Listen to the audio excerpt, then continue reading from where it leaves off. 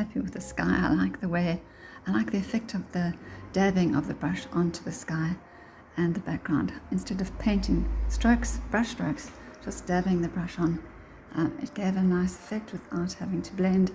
There's a bit of light showing through the clouds in the sky, so it's just a nice overall effect, that yellow glow from behind. And now I need to finish this palm tree. So I'm putting leaves down in the front, branches shall I say, and some at the back that are invisible in that they got lost in the mountain, in the hill.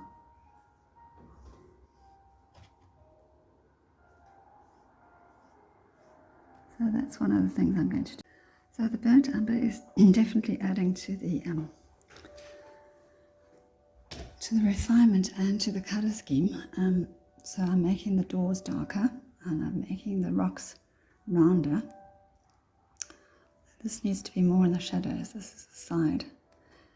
Maybe it needs to look straight from the side, not rounded.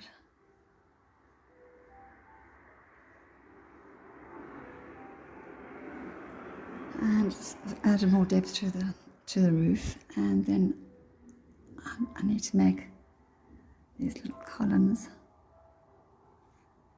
Show there's some kind of a wooden balustrade around it. And so I'll continue with this and see how that looks. Come back and finish the tree, and then I might add some more rocky bits to the hills. So it's quite difficult doing this just freehand with a brush that I can't actually see what it's doing or what's coming off. I didn't like the look of the raw umber on its own. I've mixed it with some white and it's made a nice softer silvery grey, and I like that a whole lot better. So I'm redoing the houses, and you can see one which I didn't initially do in the dark. It looks nicer than the ones that I did dark and then covered, but haven't finished covering completely. So there's still bits of the dark showing through. I might come back and add more light to the centres, but I think they'll be okay. I mean, to the centre part of the slabs of stone. So that's what I'm doing, and I'll carry on until this is completed, and then I'll do the tree. I've added a lot more leaves to the tree, and I'm happy with the tree. I think I'm going to make it just a little narrower. But first I need to focus on the rocks. And so I've made all the houses a lot lighter, but I'm still not happy. I think I want to make some white balustrades around the edges, but I need to wait for the paint to dry for that. And I might just put a light white border around all the houses, just to have them sort of encased in light. I don't know, I'll see, but again I have to wait for the light to dry. So here I've got a mixture of green and burnt umber on my brush, and I'm just putting it in sort of front of the rocks, that's hitting the rocks, the light, and then I'll blend it, because the raw umber I put on is still wet. So all the rocks are not the same. Some of the light is touching at different places. So it's just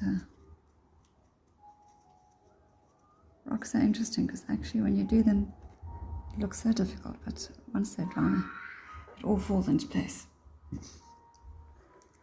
So I'll just not so sure this is the right brush for blending.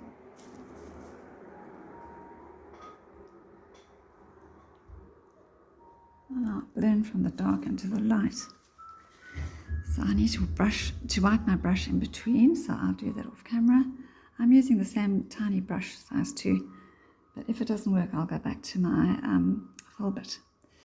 So I managed to blend the rocks with this little brush, and then I tried to add on the white to make the balustrades, and it actually worked.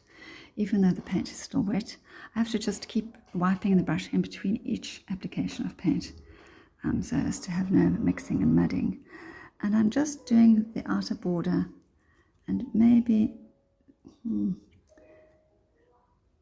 sometimes it takes, sometimes it doesn't. So maybe the inner border, but I also have another brush which I might try using, which is a flat angled brush, which is a nice, it's a size, golly, number I can't see even though it's new. It says it's a half. Well, it can't be a half. I mean, it's a totally different make. No, it's the same make. Came out of the same packet. So who knows? It's definitely got a 1/2, which is a half, and I don't understand that. Okay, well, they're all different sizes, but I'm going to try using it. Different sizes, different makes. Try using it dry. I haven't put any oil on.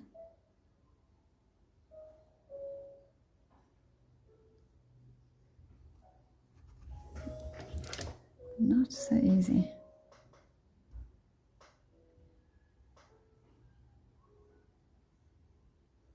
Normally these flat angle brushes are really good.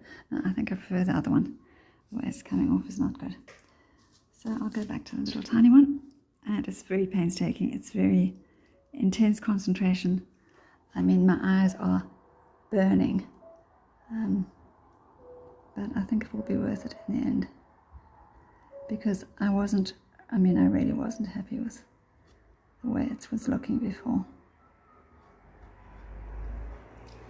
Got to wipe it off. And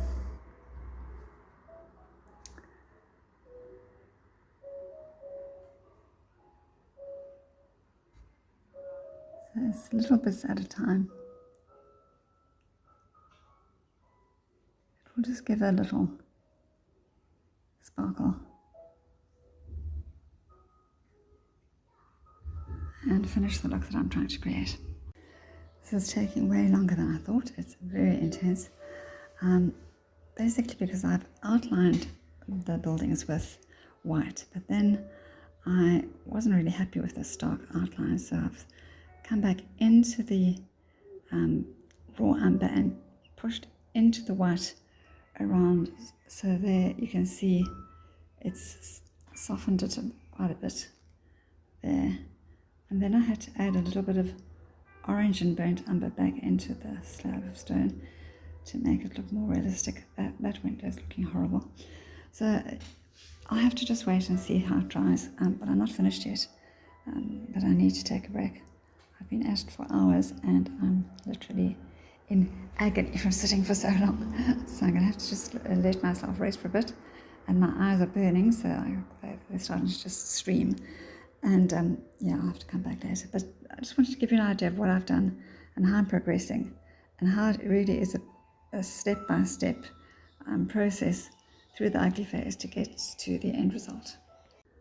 Well, it's definitely making progress and improving, but I fix one thing and then I obliterate something else. It's really hard to do such tiny little painting and these fine details. So I ended up somehow obliterating most of the windows, and I don't have yellow on my palette right now, so I just put back white. And I'm wondering if I shouldn't just leave them white or should I put them back to the yellow light. Anyway, I'm not going to do it now. I'm going to wait until it's dry. It really has been too painstaking to even get it to this point, and I don't feel that I'm satisfied yet. So I'm going to leave it to dry completely, and then I'm going to add some bougainvillea or some little flowers around the garden, so that it looks a bit pretty, although the colours are pretty at the moment, but I can definitely improve it. The painting has dried and I just want to make a few more changes. I don't want to change too much.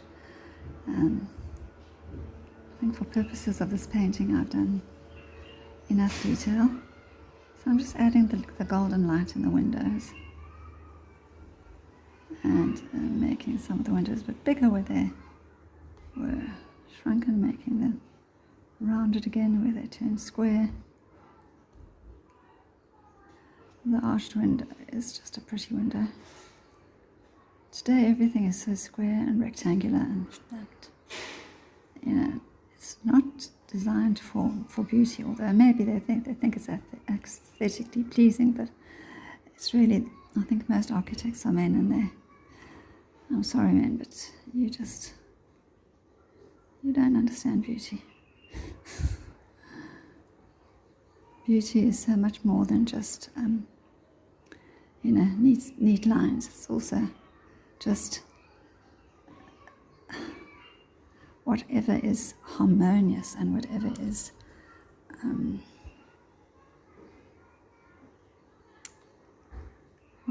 like music. It's got to be harmonious. It's got to be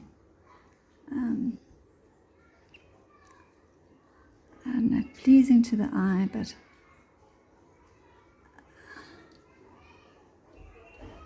I don't know, maybe there's a quality that can't be defined, can't be named, and that's the quality that men don't get. So that's my view, because most of the artists in history have been men, and like if a man paints a vase of roses, he may get it technically correct, but somehow it lacks that softness. That's what I'm looking for in a painting as a female. And so shading and lighting and all that's important, but it's not, to me it's not nearly as important as just, is it harmonious? Is it pleasing? Can I look at it all day, every day, and not feel irritated or uncomfortable? And can I enjoy looking at it over and over? So anyway, that's it. I'm going to just do some more of this and then add the bougainvillea. So I completed all the windows. I went around them with a bit of burnt sienna, and I'm leaving everything else as it is.